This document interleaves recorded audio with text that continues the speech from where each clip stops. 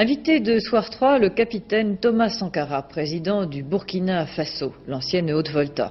Il est à Paris pour participer à la conférence internationale sur la forêt et le bois, un vrai problème dans son pays, victime de l'extension du désert. Il répond à Richard Tripot.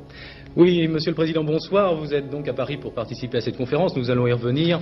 Mais tout d'abord, je voudrais vous poser la question de savoir quelle est votre réaction face à ce terrorisme en France, mais d'une façon générale en Europe. Eh bien, en tant qu'homme, je ne peux que m'émouvoir devant ces attentats qui créent tant et tant de désolation chez des êtres humains. En tant qu'Africain, je ne peux que m'étonner que la France et l'Europe, si imprégnées et si prétendantes de civilisation, posent et commettent et connaissent des actes qui sont réputés être ceux des sauvages d'Afrique. Oui, en tant que révolutionnaire, oui. Je regrette que des hommes n'aient à s'exprimer ou n'aient été condamnés de s'exprimer que de cette façon. Monsieur le Président, on connaît votre amitié pour le colonel Kadhafi.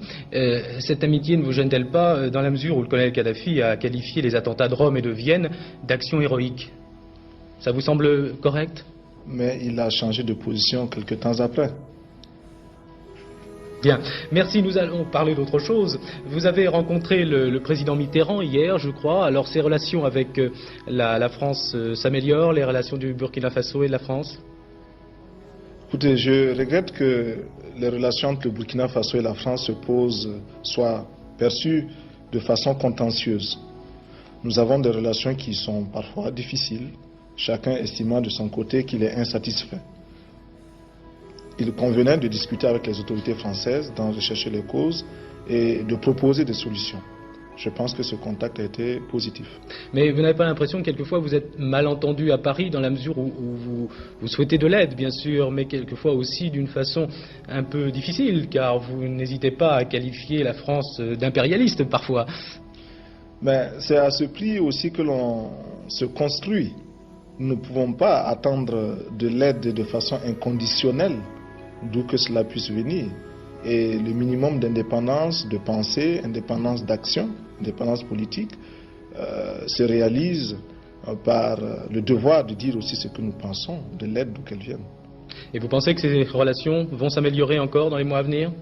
Je crois que... Vous avez reçu des assurances? Je crois que nous pouvons nous comprendre davantage et il reste encore bien des points d'insatisfaction sur lesquels il faudra que de part et d'autre, burkinabés et français, nous travaillions. Alors, Monsieur le Président, nous allons venir sur le problème de la forêt pour lequel vous êtes à Paris essentiellement. Vous avez hier déclaré que vous souhaiteriez que 1% des recherches spatiales soient consacrées à la lutte contre la dégradation des forêts. Alors, d'où vient ce chiffre 1%? Ça vous paraît suffisant? Comment vous avez évalué ça? Par-delà le chiffre lui-même, ce que nous visons, c'est imposer la prise de conscience devant un problème, un fléau aussi grave que la désertification. On va voir quelques images du Burkina Faso, de votre pays, essentiellement. Oui. Pour ce fléau, nous estimons que la responsabilité n'incombe pas seulement à ces hommes et à ces femmes qui vivent au Burkina Faso, mais également à tous ceux qui, loin de chez nous, provoquent de façon directe ou indirecte des perturbations climatiques, écologiques. Qui peut démontrer aujourd'hui que les engins que l'on envoie dans l'espace ne dérange pas, ne perturbe pas cet équilibre-là. Vous avez dit qu'effectivement la lutte contre la désertification est anti-impérialiste. Oui, la lutte contre la désertification est un combat anti-impérialiste dans la mesure où nous savons que pour l'impérialisme, l'exploitation des hommes est un acte tout à fait normal, a fortiori l'exploitation des forêts, de quelque façon que ce soit, directement ou indirectement. Capitaine Sankara, ça sera ma dernière question. Et d'ailleurs, avec Geneviève Guichenet, tout à l'heure, on se posait bien la question. Pourquoi le Burkina Faso? Pourquoi avoir voulu changer le nom de la Haute-Volta? Oui, parce que Haute-Volta, cela ne voulait rien dire pour personne, en particulier pour nous, burkinabés.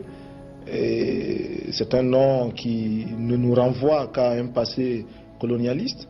Par contre, Burkina Faso est un nom puisé dans le terroir même, qui a une signification dans notre langue. Qui veut dire patrie des hommes honnêtes.